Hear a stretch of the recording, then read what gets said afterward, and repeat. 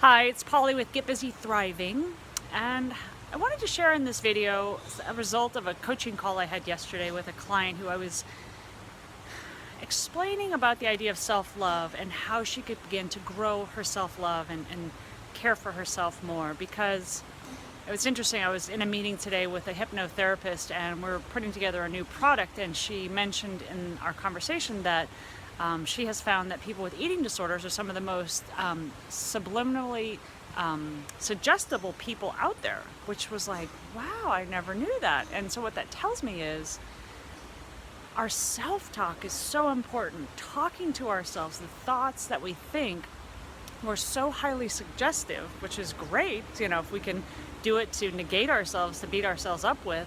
How can we use our self-talk, our affirmations, our incantations to turn that around and start caring for ourselves? So how this call went with this client yesterday is she grew up in a very religious family, and so the talk that she inherited from her family and her peers, let's say, was very, let's say you're a sinner. It was just, God won't love you if you don't pray enough, if you're not forgivable enough, if you're not a good Christian, things like that. And so she has all these rules and restrictions on herself that keep her very confined. And maybe that's not what you're facing, but whatever you're facing, there is some self-talk that you've adopted. You've heard some language, you've picked some things up, you've made some things mean things to you that maybe you picked them up a long time ago. When I was 14 years old and I started my eating disorder, I picked up some language and I created some patterns at that time based on the stresses that were going on in my life. And what I didn't realize 20 years later was that I still was repeating those patterns. And so what I encourage this client to do, and I encourage you to think about, is what is it you're saying to yourself on a daily basis?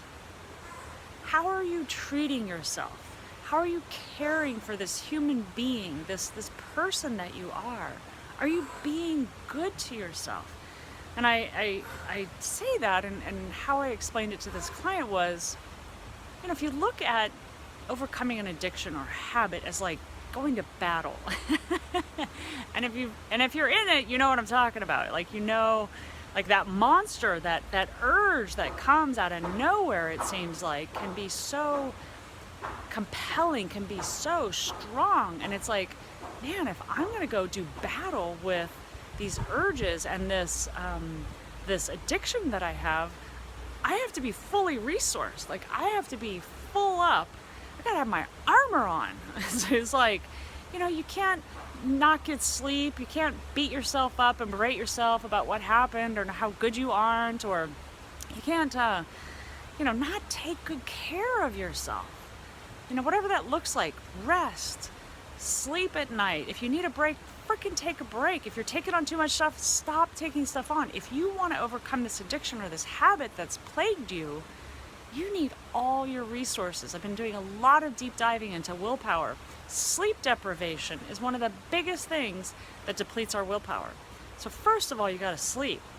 How you take care of yourself, like your self-care, your conversation and communication with yourself, fills up your well. It resources you so you can go do that battle.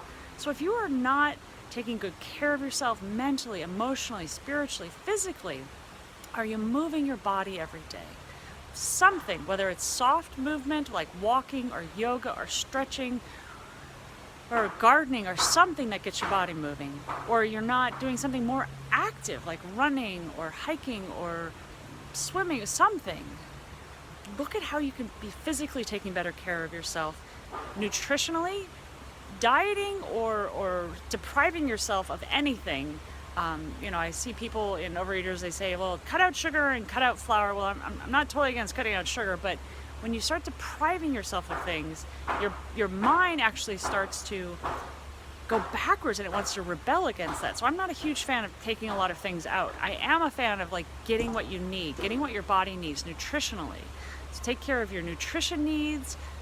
Don't be on a diet. Don't be thinking, oh, I'll get fat. You've got to put that aside.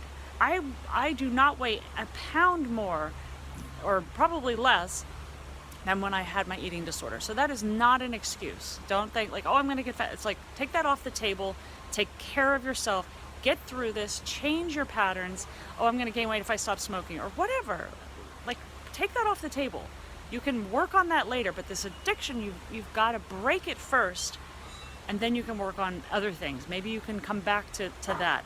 But I'm not here to tell you that you're going to gain any weight after you put your addiction down, because you're not. Like that doesn't necessarily happen for people.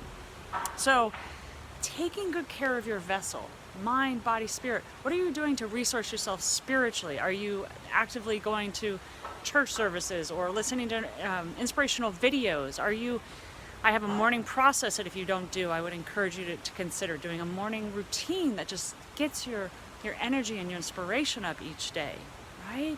Connection, love and connection. Are you connecting with people? Are you hiding out because you're embarrassed about your addiction? Or are you actively, seeking out friends, having conversations? So you've got to take care of this soul, this self-care, in order to go to battle with your full gas tank of willpower and determination. Because if you're not resourced, you're going into battle with a much bigger enemy than you can face. So you've got to be fully resourced. So I encourage you to look at your self-care as a first step to overcoming any kind of addiction or bad habit. So just wanted to share that with you.